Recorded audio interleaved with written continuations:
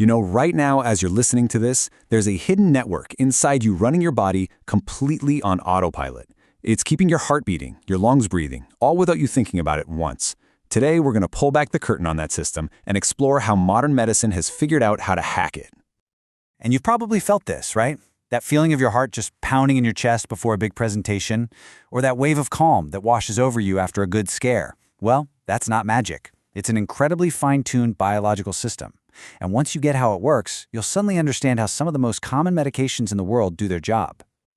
So here's how we're going to break this all down. First, we'll get to know the body's automatic control center. Then, we'll look at the two opposing forces that run it. Think of it like a gas pedal versus a brake. After that, we'll see how they send signals. And finally, the really cool part, how drugs can hijack this entire system for our own good. All right, let's start with the control system you never ever have to think about. It is the ultimate background process running all of your vital functions. Well, automatically. This is your body's autopilot.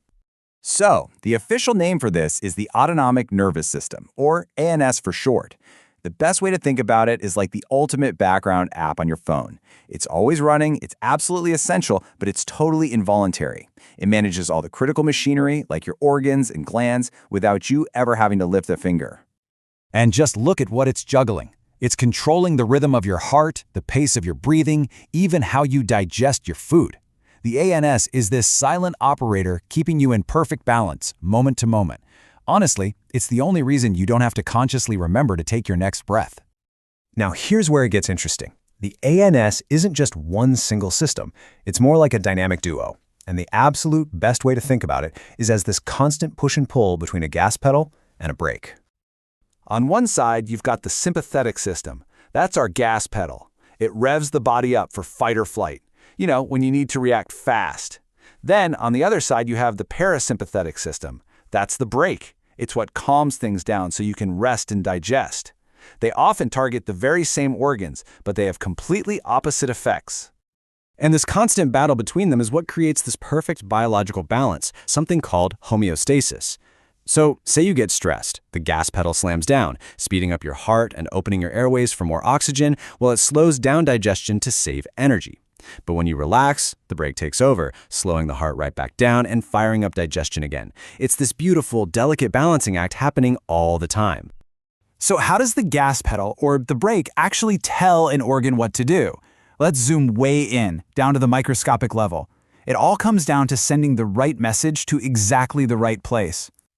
You see, the nervous system uses these special chemicals called neurotransmitters. Let's just call them messengers. These little messengers travel around looking for very specific docking stations, which are actually called receptors, right on the surface of your cells. It's literally like a key fitting perfectly into a lock. Now, for our gas pedal, the sympathetic system, its main docking stations are called adrenergic receptors. And here's the crucial part. It's not a one-size-fits-all situation. There are different types of these docking stations. Think of them like different buttons where pushing each one triggers a totally unique action in the body. Let's just look at the big three. First, you have beta-1 receptors. They're mostly on the heart, so think of them as the heart's accelerate button. Then there are beta-2 receptors, mainly on the lungs. They're the open up button that helps you breathe easier. And finally, alpha-1 receptors.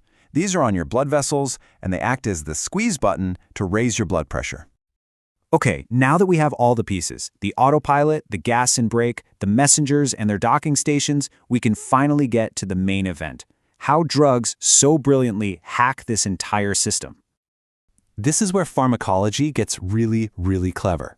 Instead of using a sledgehammer, modern drugs can be designed to target those very specific docking stations we just talked about. They can be engineered to press a single button, like accelerate or squeeze, without hitting any of the others. It's incredibly precise.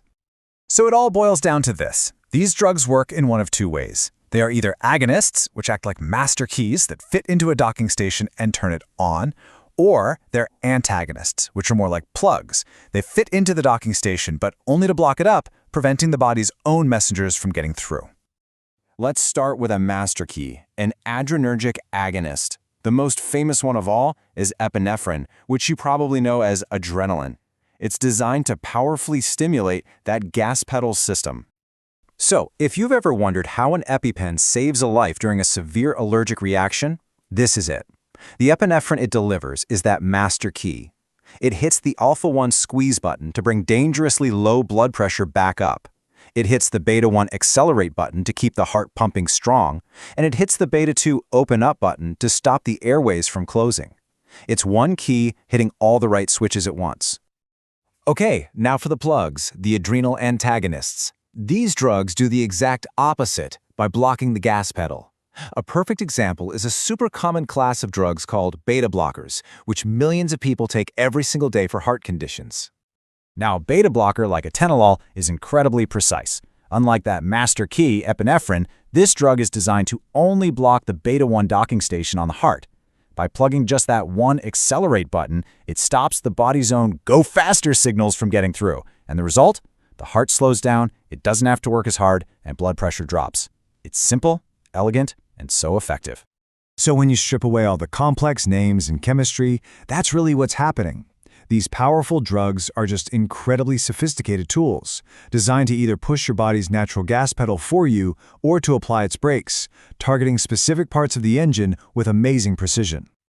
Understanding this system just blows the doors open for so many possibilities. I mean, as we get better and better at targeting these tiny docking stations, we're moving towards a future where medicine isn't just about treating a disease, but about fine-tuning an individual's unique nervous system. The potential is just extraordinary.